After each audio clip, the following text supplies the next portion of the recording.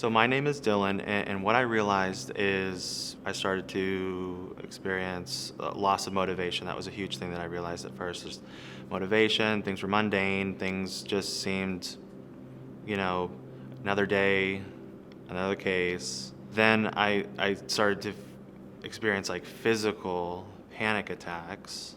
I went to a call specifically where a man had doused himself in gasoline and lit himself on fire.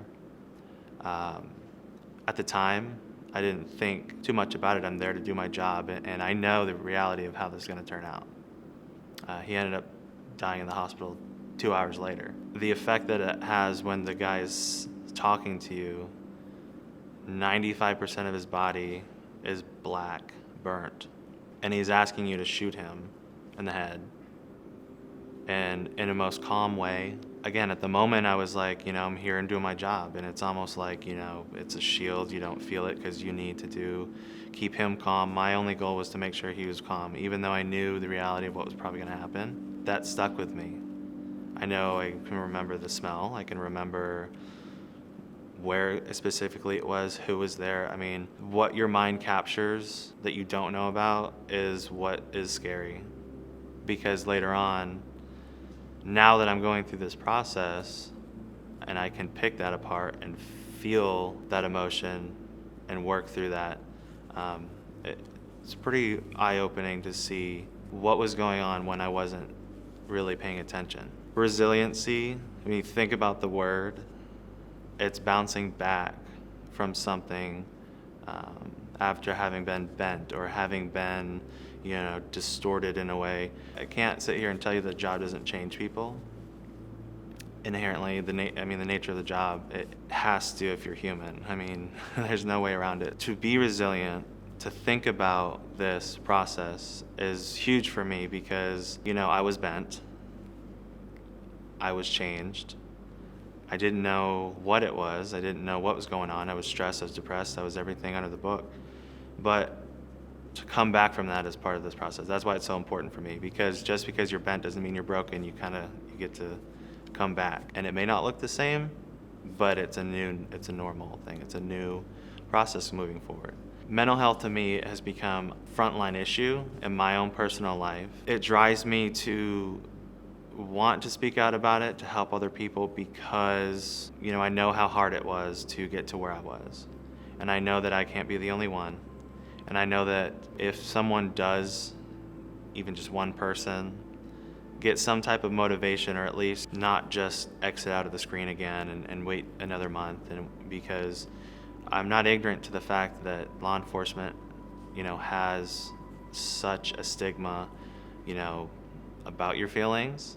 For me, my passion, my drive is to do better for my department, my family at home. I can't tell you the difference that it's made for me to go from every day wanting to sit on the couch, not doing anything, gaining an incredible amount of weight that is just honestly one of the huge eye-openers for me, because my health started to be affected. I was scared. I was terrified I wouldn't make it much longer. I mean, I never was to the point where, suicide was ever an option. But my quality of life was so poor, it wasn't good. Peer support's huge because it's okay not to be okay. I want to normalize that just because you wear a badge and gun, just because you're big, bad, and tough, you can still get help.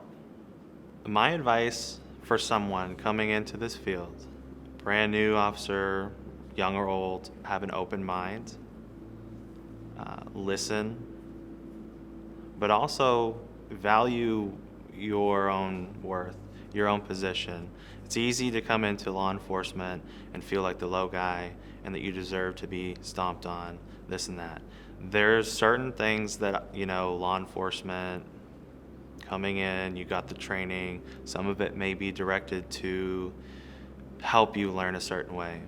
But within that, you're still allowed to feel what you're feeling. You're still allowed to feel all your emotions. So I would say speak up for yourself. Speak out to someone else if you have any questions about whether it's for you or not, because you're going to experience things that you may never have experienced before.